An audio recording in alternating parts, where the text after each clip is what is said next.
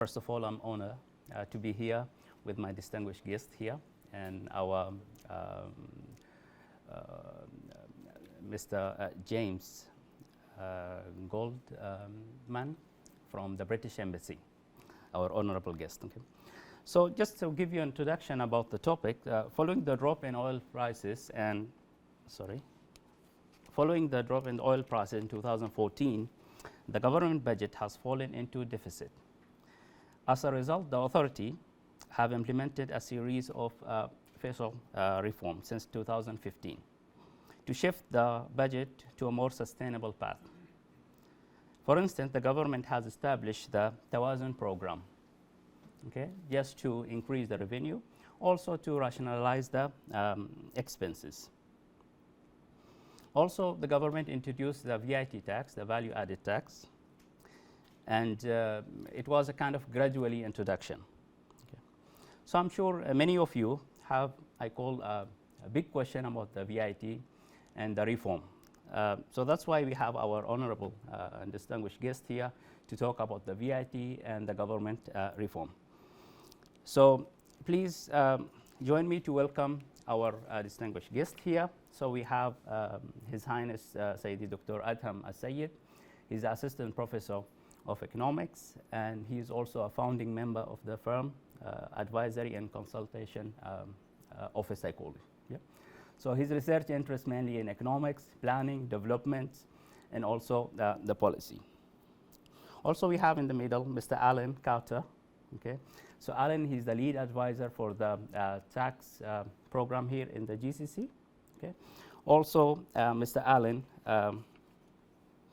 is a member of Her Majesty Revenue and Custom International Relation and Capacity Building team in the UK, with a vast experience as a negotiator and also advisor for many different projects in UK and different places also. Okay. Also, we have Ms. Karima As-Saadi. Karima, she's a Director for Planning and Quality Department at Oman Tax Authority. And we can proudly say Karima, she is our graduate from Accounting Department. Okay. And Karima worked in different places, in different capacity as well. She is a tax leader in the Oman Tax Authority. Also, I'll take this opportunity to welcome Mr. James Goldman. Mr. James is the Deputy Ambassador in the British Embassy. So I'll just take this opportunity to give Mr. James few minutes, okay, to talk or to give a welcome note on behalf of the British Embassy. Mr. James, please. Thank you very much. Yeah, I think you need to just okay. Record. Yeah.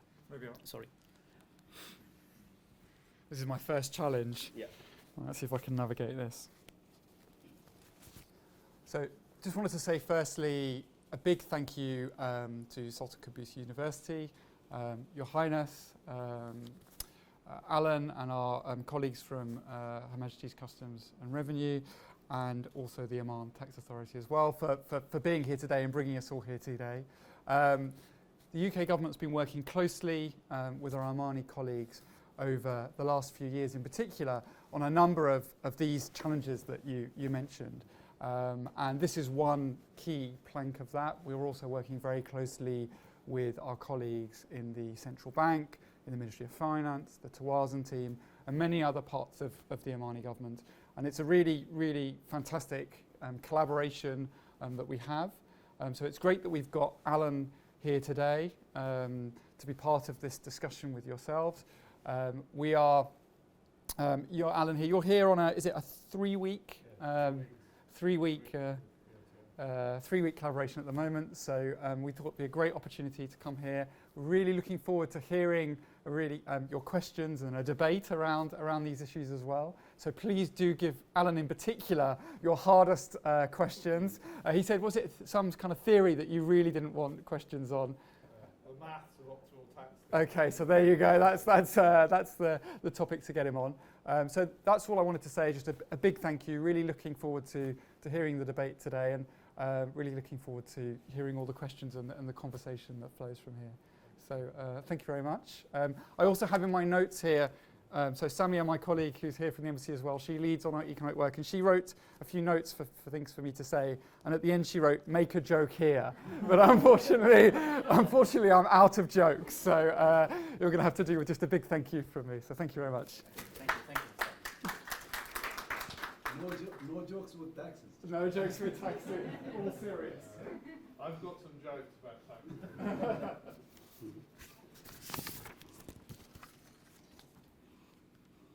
It's not to do with the cake and biscuit.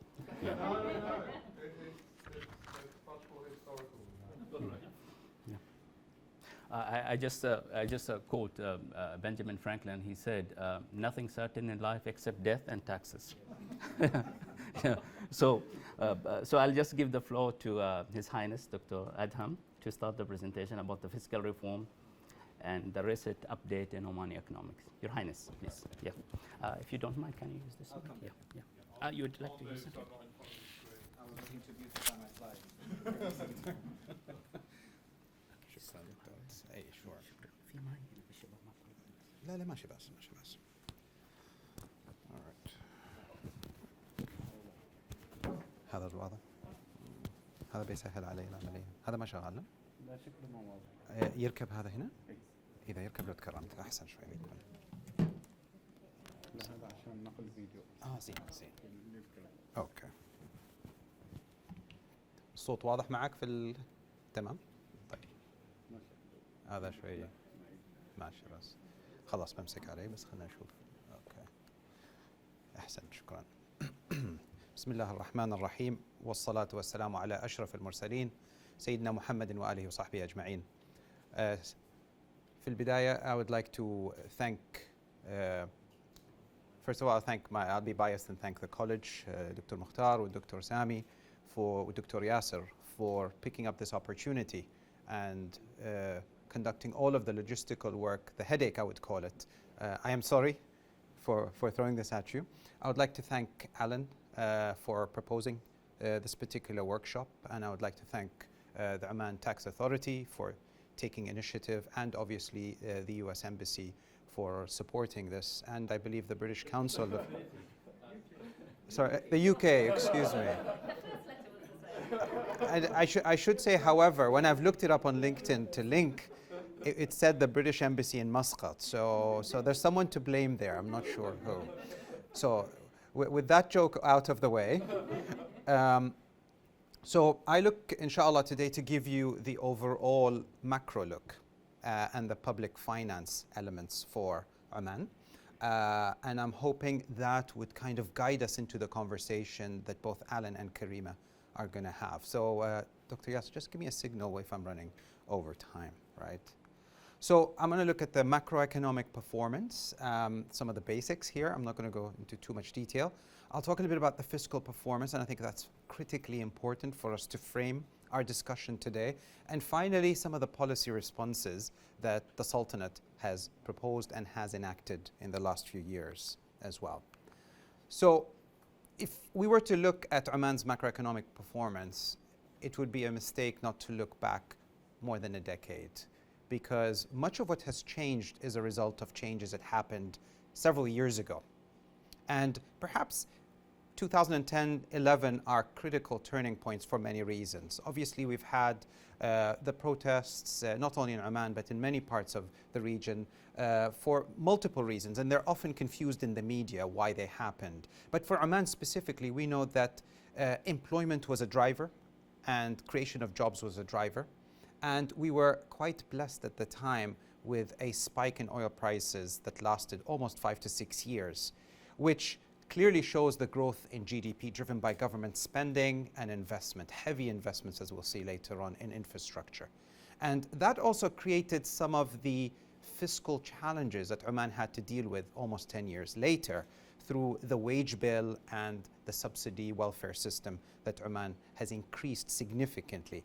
The increase in GDP was fantastic. It was a very good growth story for Oman, much in the positive, until we hit 2014, where we found that growth has slowed down drastically, and that was led primarily by the reduction in oil prices.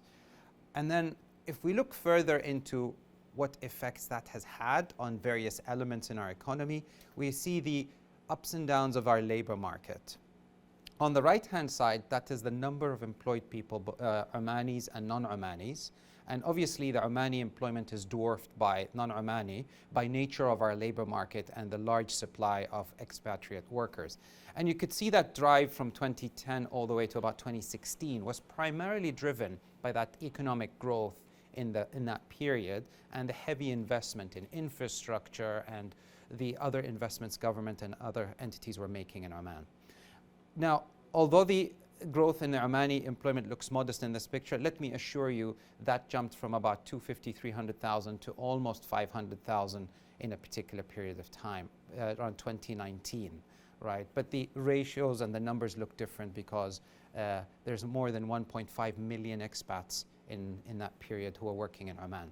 But what's interesting here is to pick up on the opposite trend now that we've seen from 2018-19 onwards is a shrinkage of expatriate workers in the country. That was due to the reduction in growth, cutback in government spending, as we'll see in a few slides' time. On the left-hand side, you can see the unemployment rate, measured traditionally by the number of job seekers divided by the total labor force, shown on the right. And those rates fluctuated for Oman between 2 to 3% until 2021 or mid-21. But what you see within those numbers is that female unemployment is almost 10 times higher than male unemployment for Omani job seekers. Those were estimated to be between 40 to 60,000 by the end of 2020 to the start of 2021. Prices have been relatively stable for a long period of time in Oman, but more recently in the last decade we've seen a lot of ups and downs, especially in producer prices. And this is largely due to the fact that Oman imports much of its raw materials from other countries to produce things like steel, aluminium, and obviously all the electric machinery and generation of electricity is imported, is not produced in Oman, along with many other consumer products. And this is what we see on the right-hand side. We've seen a steady increase in the last decade of about 15% overall. Interestingly though, once the pandemic hit, we've seen a sharp decline in consumer prices. And this was driven by two parts, obviously the slowdown, lockdowns and whatnot, but the steep reduction in spending and the decline over there had meant that Oman entered between 2020 and more or less in the beginning of 2021 into a deflationary period, which was quite risky. Although inflation is beginning to pick up and going to modest levels as well. So overall, in the macro picture, we find that Oman has been in a precarious position in the last few years, but that was accumulation of the last decade. Now, this is perhaps one of the more interesting stories for Oman, the external balances. And what you see here are a number of things. In the blue columns, you see Oman's trade balance in terms of merchandise and services.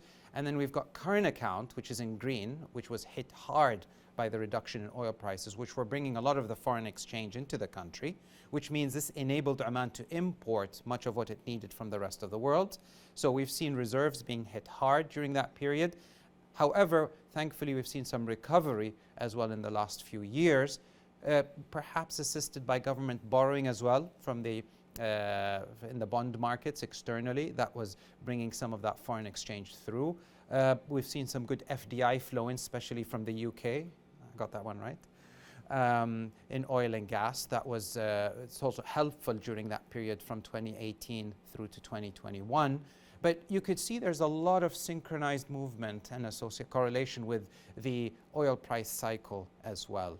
But it seems that for the time being, Oman's external position has improved. We've seen Standard and Poor improving their outlook for Oman, stable to somewhat positive. We're still rated in the junk, but I think the stability here is extremely important if you would believe S&P. But the point is that the macro conditions are somewhat improving, but they're still a bit weak. And if global growth is going to be weak and oil markets are going to run out of steam anytime soon, we might see that Oman does not achieve the growth rates that the IMF and the World Bank expect, which are somewhat unrealistic in my personal opinion. Right, so what does this mean for Oman's public finances? So growth has been lackluster in the last few years. We've had challenges. right? It meant that in many cases, before I jump into the details of it, I would like to kind of break down and decompose Oman's rates. لو تكرمت بس ترفع لي شوية سلايد على أساس. This is a breakdown, and this is what I share with my students when we talk about this topic, is where Oman's fiscal policy kind of can be decomposed. Where are we spending and what are we spending, generally speaking? So most of the budget spending that we hear about in the 1st of January of every year falls into two major categories. Current spending, which goes to public wages and purchases by public entities, and then subsidies and support, and the investment side, which is infrastructure development, and there are other investments such as government entities purchasing their own headquarters, or universities, say at SQ would build a new structure somewhere there, and those would be categorized under capital investments for that organization. All right. Why is this important? Because what we'll see next in the next few slides is where fiscal spending has changed and how has government reforms changed some of these categories as we move forward.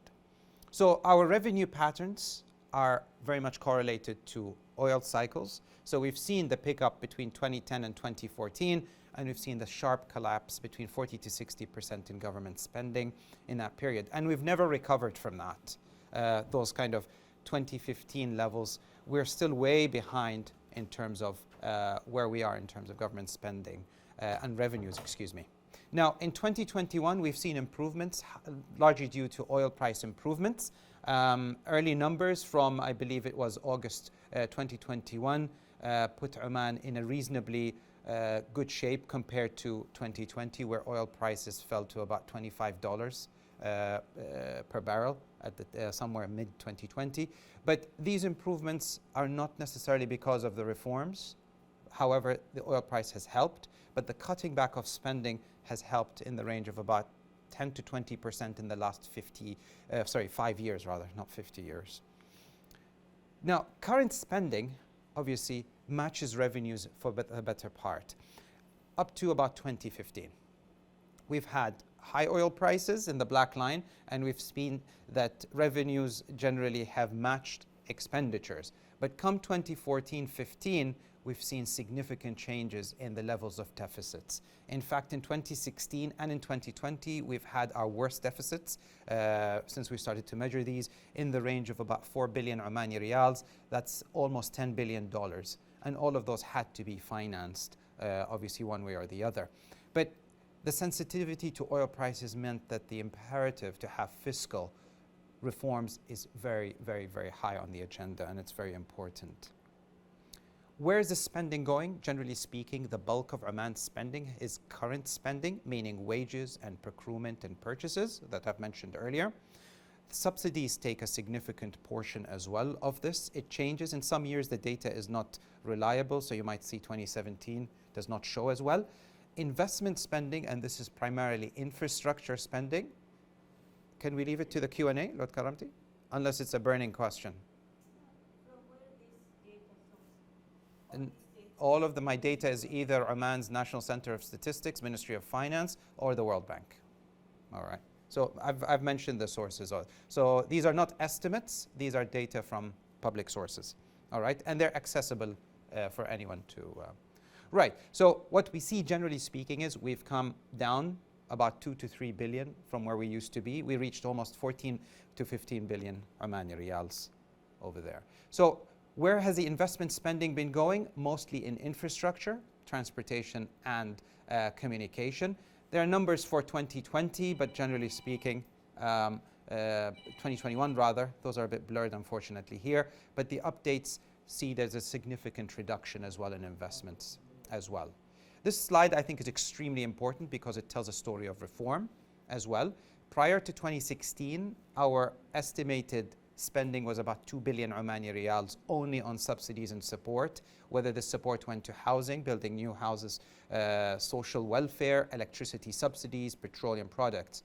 Those were lifted in 2016 for petroleum products. In 2021, we are seeing reform in electricity, which is causing a bit of a fuss as well. But we might see some gains and savings there as well. Oops. لو تكرمت بس ترفع لي السلايد شوي. Dr. Yasser, تسمح لي, I might just go over a couple of minutes, just a couple of minutes. This slide is basically the result of all of those impacts. Low economic growth over the last few years. Government budgets aren't able to cut back sufficiently to recover from the lost revenue. Effectively, Oman went from about 5% of GDP of debt to about 80% in 2020. That's an extremely fast increase in about 5 years' time. What it meant was there's a significant burden on the budget, not only today, but for the next almost decade, if I may make that assumption. And the burden of servicing debt is increasing over time. We've already reached 5 to 6% of our exports, and that is going to increase significantly over the next few years. So how do we finance this debt? By borrowing domestically, internationally, using the Sovereign Wealth Fund, the Oman Investment Authority funds, and then there are some government accounts that are being used to finance some of the budget deficit. Now, key challenges for Oman, obviously the pandemic is still ongoing. Vaccinations are up to about 60 or 70% in Oman. Oil prices are still fluctuating, although we're seeing a big rally in the last few months, but that always worries me. Whatever goes up quickly must come down as well. The higher you go, the longer it takes for you to fall down as well, right? So all of this meant that Oman has key issues that it needs to address through its fiscal policy and development policy. Public finance, social imperatives, and sustainability of our finances. And all of these mean that we need to address these issues by reforms, medium and long-term policies. Now, to kind of summarize all of that, Oman has proposed multiple ways of addressing this: structural reforms of the government structure and institutions, the Tawazun program, which will be spoken about in terms of tax reforms, subsidy reforms, and social safety net that has been introduced, an economic stimulus plan, a mixture of monetary liquidity injections into the system, as well as creating some sort of waivers and allowances in 2020 and 2021 for small businesses and businesses that are struggling. This summarizes a flurry of programs and policy. There is not enough time to talk about them, but I could talk a little bit about them in detail in the Q&A session.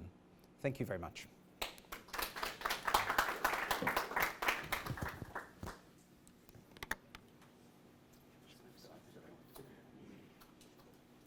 Thank you, Your Highness, for the insight on Oman economy, and I think we enjoyed the show or the presentation. Now we'll move to Mr. Allen. I'm sure many of you are waiting just to hear about the VAT and why we need the VAT. Mr. Allen, the floor is yours. Yeah. I'll just leave your statement. We're just forcing the time. Yes, we have 20 minutes. Yeah, that's fine.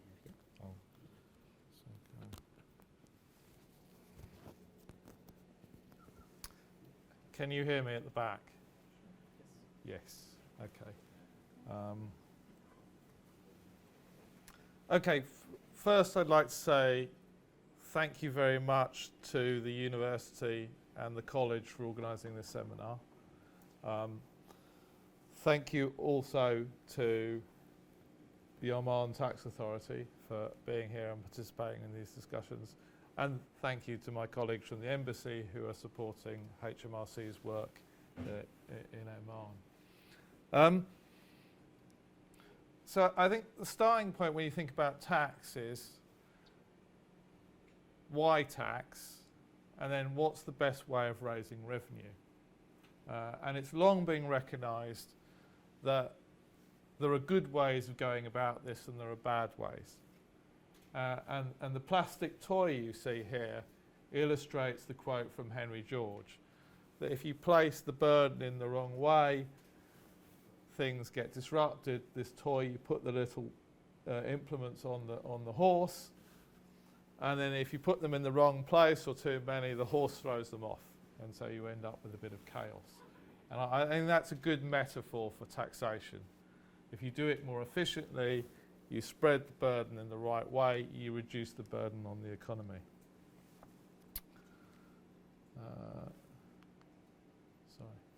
So I'm basically going to cover two aspects of public policy here. One is what should a good tax system look like, and then I'm going to talk a bit about why VAT is so popular in policy circles, tax authorities and finance ministries. First question is, well, people might say, well, why should we be taxing in the first place? And from our perspective, there's kind of three main goals. The first is you want to fund public expenditure, so things like schools, hospitals, defence. The second is most countries in the world now have market-based economies. People earn incomes on the basis of price-based signals. And so we may as societies be a bit unhappy with the outcomes of the distribution that creates. And so we may want to redistribute. So most countries have some desire to redistribute income to a greater or lesser extent. If you've been following the news, you'll have seen in the US today, you'll have seen recently there's a proposal to tax billionaires there. So people with an income of more than $1 billion, they're saying that the Democrats are saying they should pay more. So you have these kind of debates about how much redistribution. And the third main reason why we tax is we may feel that the prices that emerge for different commodities in private markets may not reflect the social costs and social benefits of those goods. So we may either subsidize goods because we want to improve the distribution of those goods because that has social benefits, things related to health and education, and we want to tax goods that have a negative and harmful effect on society. So the obvious one that's generally taxed in most countries is cigarettes. Why? Because cigarettes are very harmful, they kill people and they pose social costs in the form of increased health costs to the rest of society. So those are the kind of general reasons why we tax. Obviously different societies, different countries, they start off from different places in terms of what constitutions allow and the citizen-state bargain. So political scientists, I assume there's some in the audience here, would say what's the bargain between the citizen when he pays his taxes and what he expects to get back. And that will obviously differ between developed and developing countries and countries which have high natural resources like Oman, like Saudi, where there's expectations on the citizens of what happens to that money. What we've seen in the region in the past is that high natural resource rents reduce the need for revenue from non-natural resource rated sources, but as His Highness was portraying in his demonstration, that's changed. Now the Gulf countries are needing to raise revenues from things other than oil and gas. Tax revenues generally, aside from the Gulf where they've had lots of oil, are the most important source of government revenue. There are other things you can do, like borrowing, but as we just heard, there are sustainability issues. You can't keep borrowing. As your debt burden goes up, concern about default rises, and the cost of borrowing goes up in terms of the interest rates. I'm a former Paris Club negotiator for the British Treasury, and I can assure you, you don't want to have to sit in the back room of the French Finance Ministry kind of arguing your case with the IMF and the World Bank, because it's really difficult. So you want to try and make sure that your fiscal path in terms of debt is sustainable, and the embassy is helping this, I think, with supporting people at the central bank to manage the debt burden. You can obviously sell things and raise money through state monopolies. I would just say that one of the things we see in the empirical evidence is that a lot of parastatals actually lose money. So if you have a lot of state-owned enterprises in many countries, rather than generating revenues, they become a drain on the public purse. Obviously for developing countries, they often get aid flows, and we can see some of those flows out in terms of expatriate earnings from the Gulf to other countries, particularly in Asia. And you may want to sell some assets. there are some really bad things you can do to fund government. One is just printing money. So Zimbabwe is an example of a country where they just kept printing money till the currency collapsed. And you can try funding government by confiscating assets, but that obviously means that people have a reduced incentive to invest, and it kind of scares people away in the future. If we look globally, what we see is there are kind of 3 or 4 kind of typical patterns. If we look to some of the European countries, and particularly the Scandinavians, they have tax to GDP ratios of around 50%, high 40s, 50%. So they have a lot of spending, but they have a lot of delivery, and it's high quality, and that bargain works for those countries. If we go to the Anglo-Saxon countries, Australia, US, they have a much lower tax to GDP ratios, around sort of upper mid-20s. And part of that reflects the private provision of a lot of healthcare. So they've come up with systems which mean that citizens fund their own healthcare. That reduces the need for private. And then if we go to sub-Saharan Africa, lots of developing countries, they have very low tax to GDP ratios, typically around 14%. And there's not much delivery. Schools are low quality, but there's been gradually improvements in developing countries. There's been a lot of work internationally to help developing countries build their tax bases so they can invest and grow. It's not really relevant here, but in terms of the equality aspects of tax system, it's really hard to redistribute money in low-income developing countries because they don't have the tax administration apparatus that's often used for redistributing money. It doesn't work very well. But interestingly, biometric technologies, things that kind of scan your face or your finger print, they help if you now want to introduce some kind of redistribution. But it's very difficult. Well, if we're thinking about it, what is it we can tax? Well, we could tax people's incomes. So they've got 2 types of income. It's the labour income. For the academics here, we could tax your pay. We could also tax the money you earn from capital investments, so dividends companies invest. So there's 2 types of income, which we normally distinguish in tax systems. Then we can tax consumption, which is what VAT does. And Karima will tell you about the details of how that works. I'm not going to talk about that. Karima's going to cover that.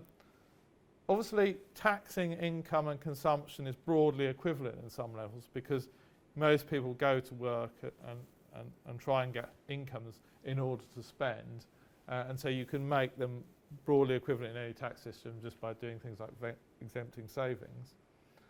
And also, if we think about the distortions taxes create in terms of people's behaviour, it doesn't really matter to me whether I'm taxed by consumption or my income. It reduces my post-tax income, and so it reduces my incentive to go to work in the first place at the margin, so in purchasing power.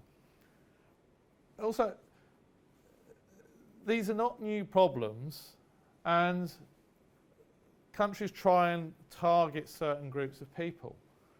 So one things which kind of proxies for a kind of income above and wealth here was like the example we have examples like Peter the Great taxed beards in Russia in 1698. And you say, well, who had a beard? Well, there was a certain group of people who, for social status reasons in society at that time, needed to keep their beards. And so that tax targeted a particular group of people, the higher income. So that was partly aimed at those high income, high wealth. Windows. Why would you tax windows? Again, it was seen as a signifier of wealth and income. So if you go to London now, you can see houses that were built around that period. They'll have a window, and then beside it will be a bricked up window. And that window was bricked up because they wanted to reduce their taxes. We also tax wig powder. You may find this, you may know a bit about English history, but at that time, kind of Georgian, it was popular to wear wigs amongst the upper classes. And so although at that point we weren't really taxing the wigs, in order to keep your wig in kind of good condition, you had to buy wig powder. And so we had a wig powder tax. And just to show you that kind of history repeats itself, Tanzania in 2019 introduced a tax on 25% tax on wigs and hair extensions. So these are not purely historical examples. So history does repeat itself in taxation. Going back to His Highness's presentation, what kind of objectives do we expect to see in the Gulf? Well, we expect to see an effective macroeconomic framework. It's important. Karima will be talking about what the OTA is doing to kind of improve and make the OTA a modern, efficient tax system. I'll talk a bit about economic growth. And then the other thing that's changing at the moment is international tax norms are changing. The inclusive framework's been negotiating minimum standards, and for those who kind of follow the news on international tax, there's been discussions about what we call Pillar 1 and Pillar 2, but it's outside the kind of scope of this discussion here today. Generally, we like tax systems to meet the criteria you see on the board. They're mostly self-explanatory, but one that's difficult, I think, for most countries and within countries is how do you interpret fairness? And to some extent, that question is resolved politically. You have elections, one party comes in, it moves the tax dial one way or other on different groups of people. There's another election, moves it back. But this issue of what it means to be fair is actually something that has to be resolved by kind of philosophical, religious, social discussions. It's not really a question that economists can answer from a purely normative judge point. I mentioned to some of my colleagues the thing that's difficult to talk about because I think in this audience here, for those of you who are professional economists, you may have come across the optimal taxation literature, but it's quite academic and quite difficult. It's in mostly obscure journals. But I just wanted to make one important point, I think, which is that one of the intuitions that comes out of that literature is that relying on corporate taxes is undesirable.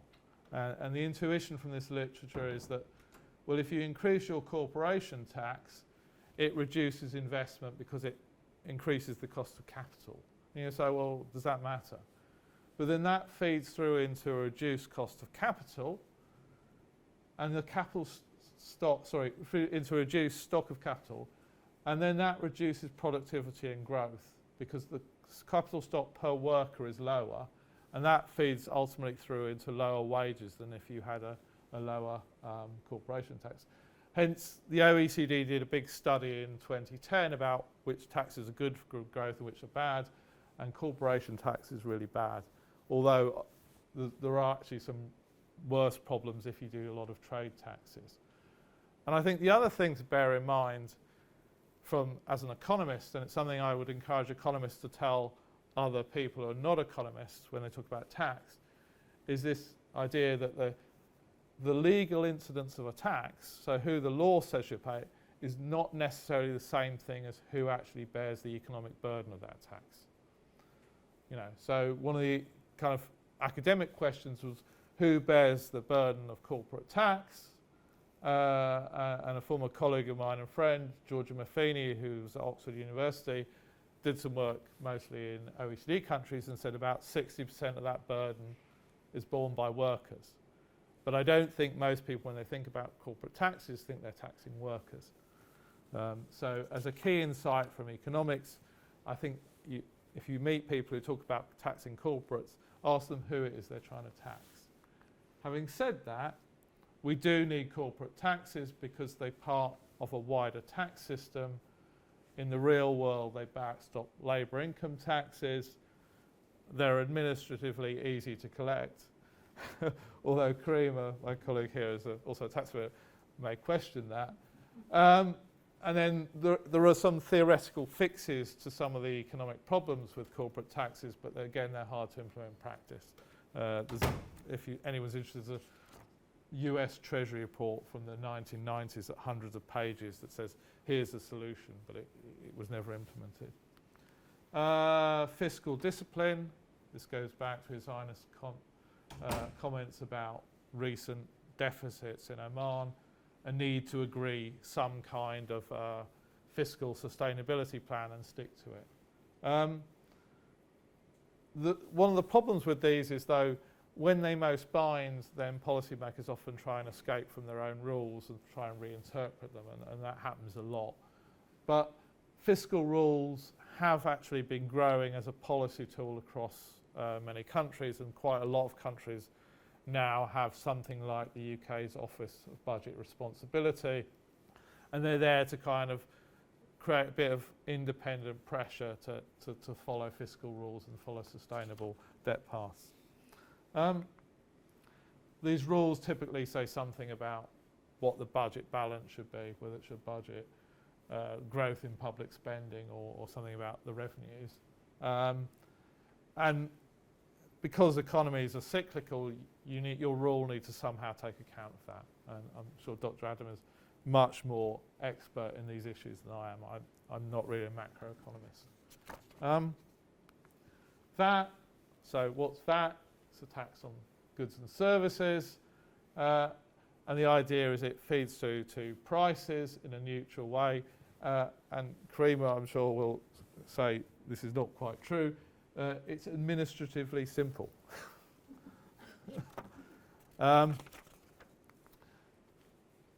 In the UK, we have three rates: a standard rate of 20%, a reduced rate of 5%, and a zero rate. In Oman, the GCC system, it just has a standard rate and zero rate, which a lot of outside academics say that's a better structure. The fewer rates, the better.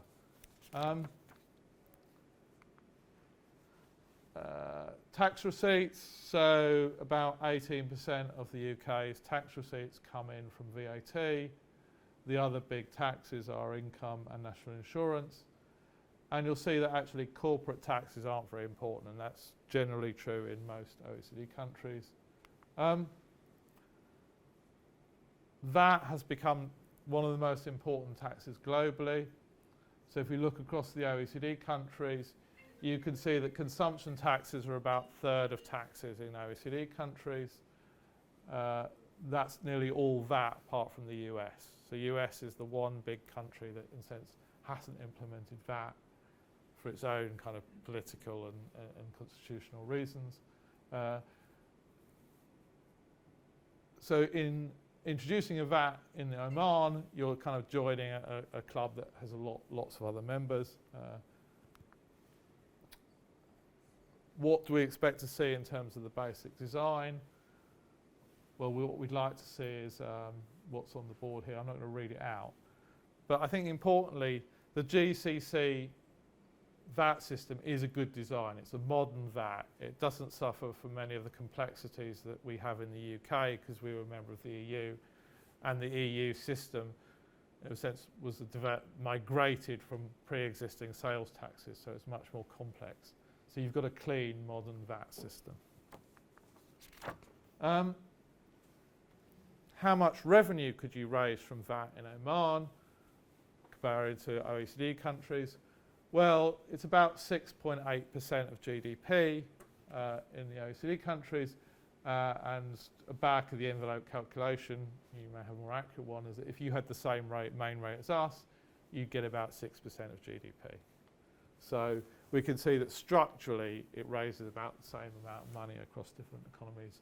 And that's because consumption as a proportion of national income tends to be similar across countries.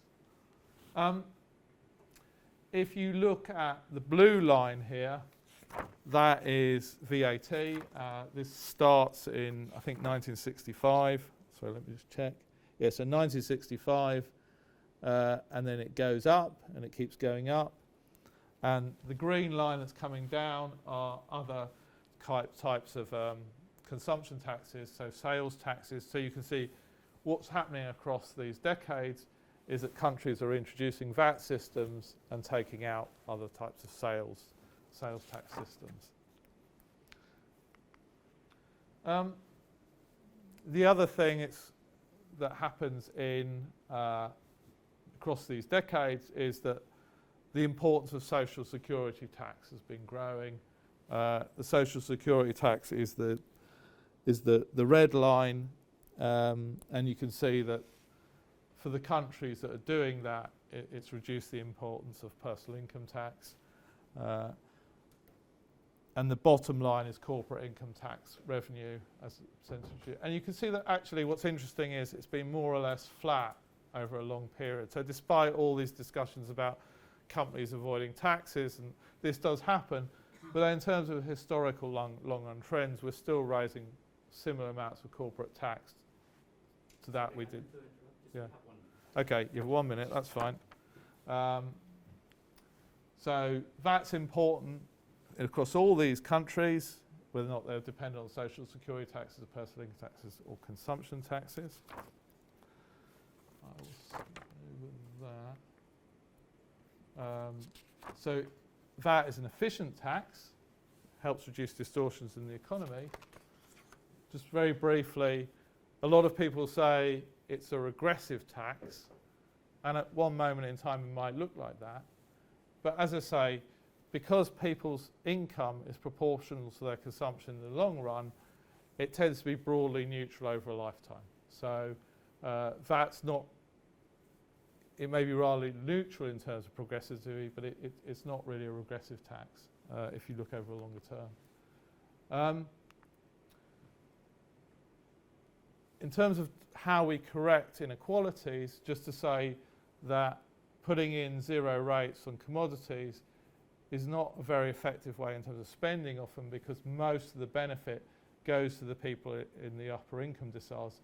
This is some data from South Africa, and if you just look, you can see that the income that's being distributed to the bottom 4 deciles is much less than the top for most goods that are zero-rated food. So you may have that as a distribution mechanism, but it's not very effective in terms of efficiency. Other VAT policy gaps. So Kareem is going to talk about compliance and trying to make sure that's small.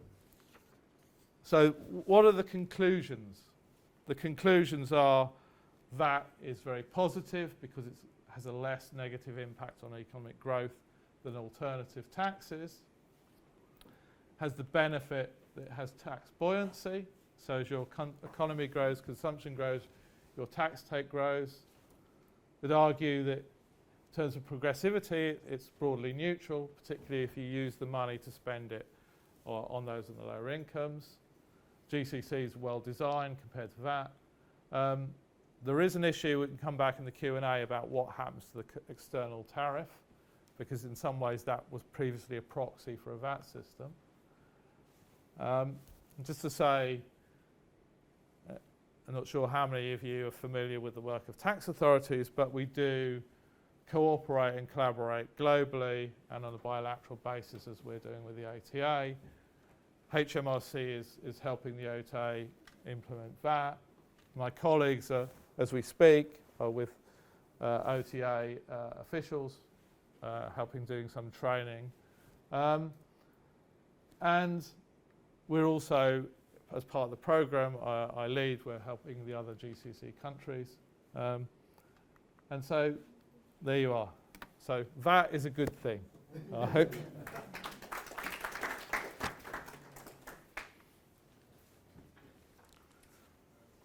Oh, sorry. Sorry. Thank you, Mr. Arnold, for the rationale why we need to have VAT. I think it's a very interesting presentation. Now we're going to move to Ms. Karima. She'll talk about the VAT and the challenges of successful administration system of VAT. Oman experience, right? The OTX. Thank you. Thank you very much. I think the presentation will be in Arabic, if I'm not wrong. English, okay?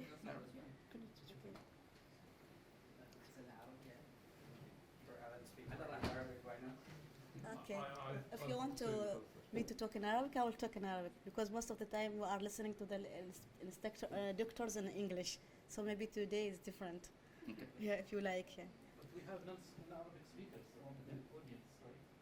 Yes, we have non-Arabic speaker. It's okay. Yeah, it's okay. Okay. Assalamu alaikum.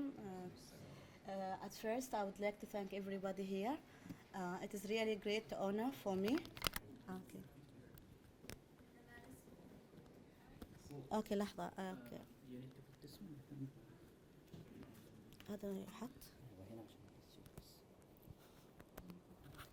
Also for the question, we'll keep it during the Q&A session, inshallah, in the last 20 minutes.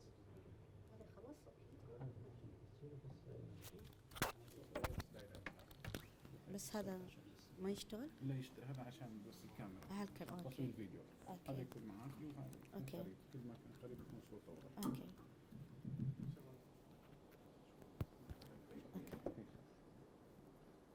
هذا عشان سلايدات. اوكي.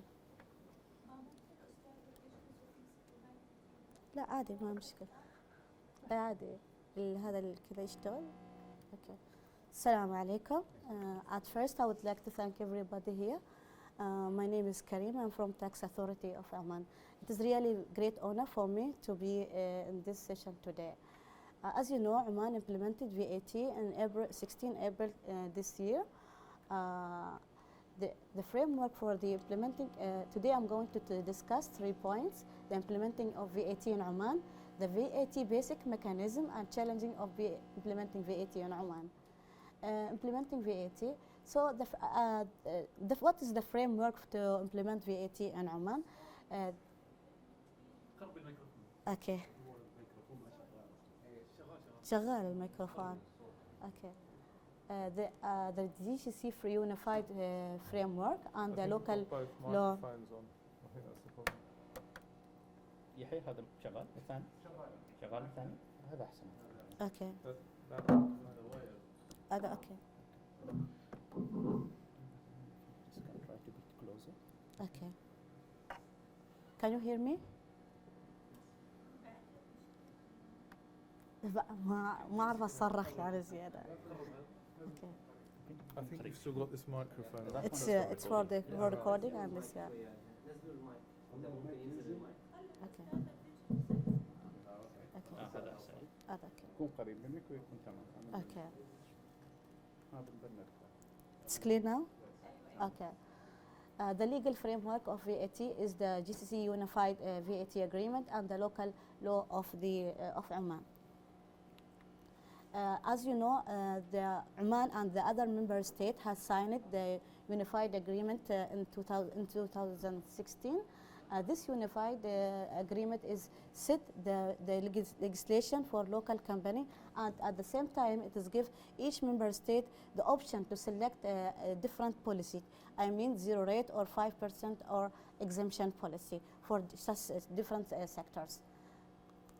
Oman, the royal decree to implement VAT has been issued by His Majesty the Sultan in October 2020.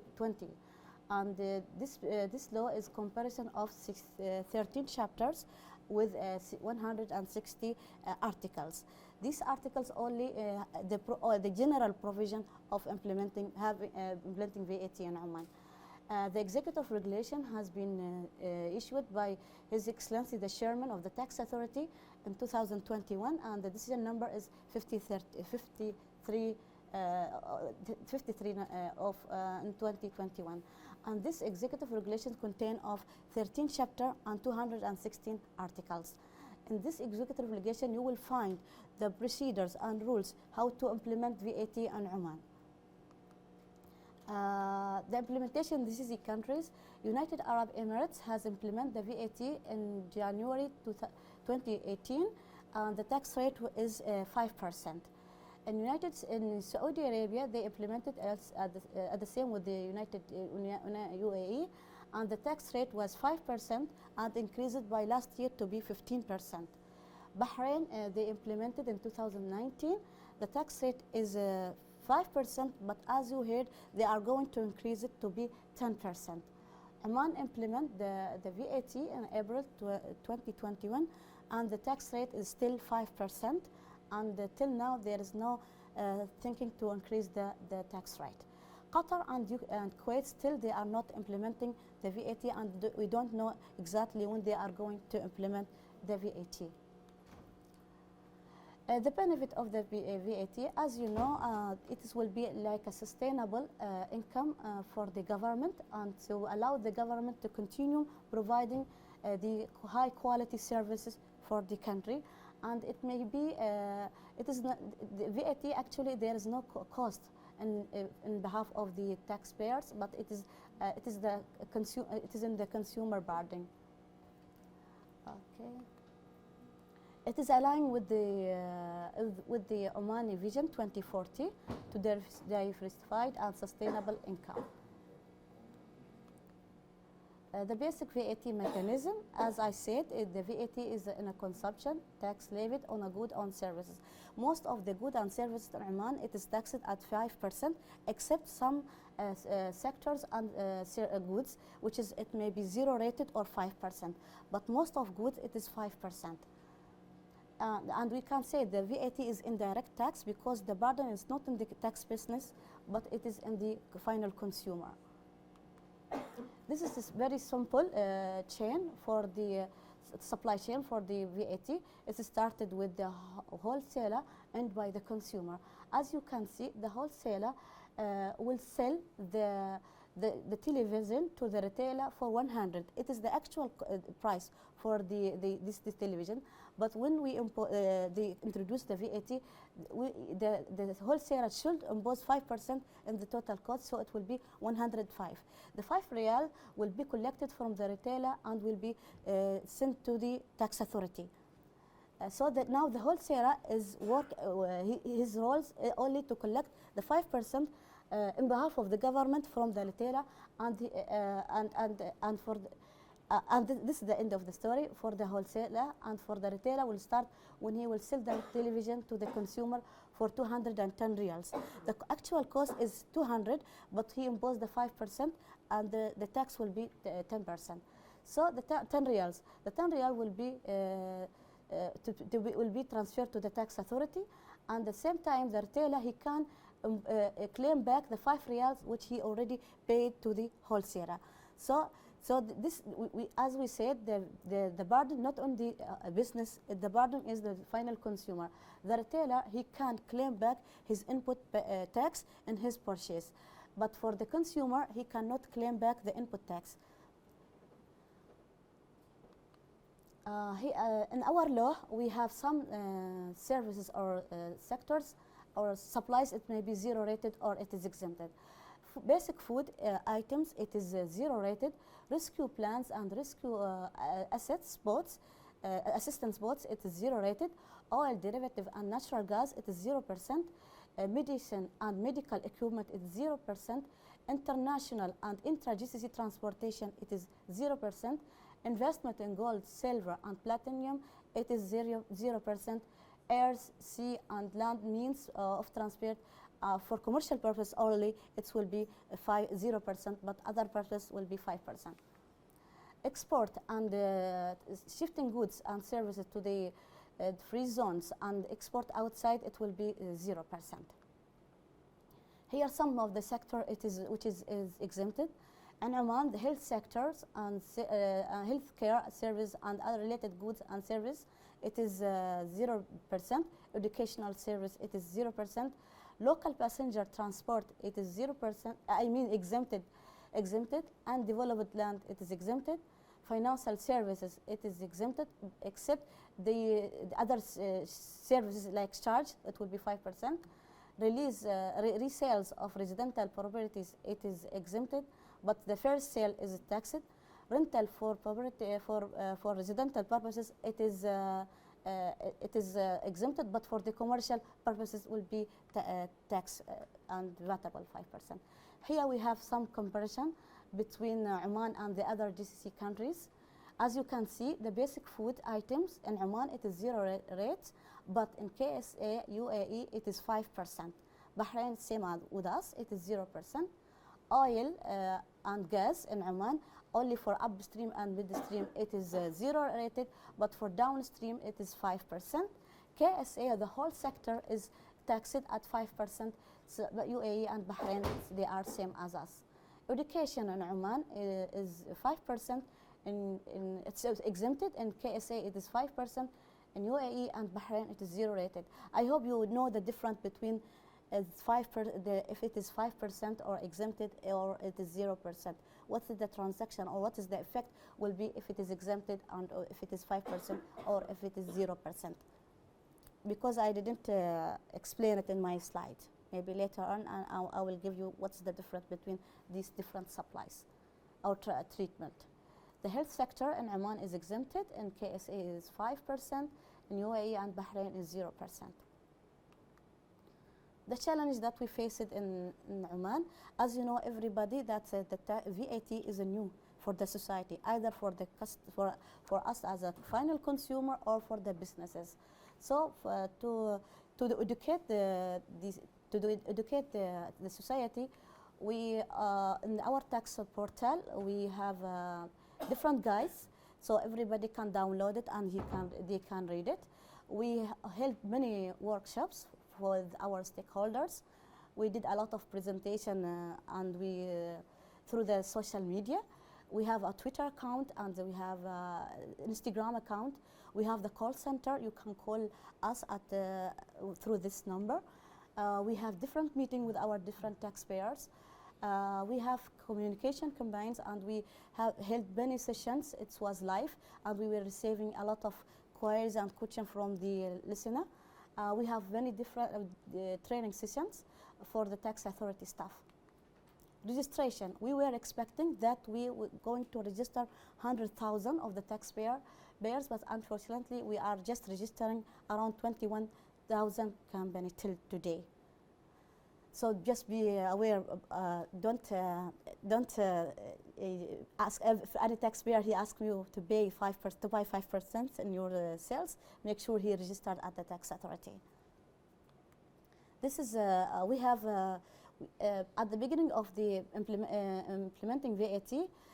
We try to help the taxpayer to register. So we have this during the transitional period. We have this timeline for the taxpayer to register. We started from the companies with their turnover more than 1 million. So just the idea behind this timeline to give the smaller taxpayers the chance to improve their systems and be ready to be registered and to oblige for the tax authority to VAT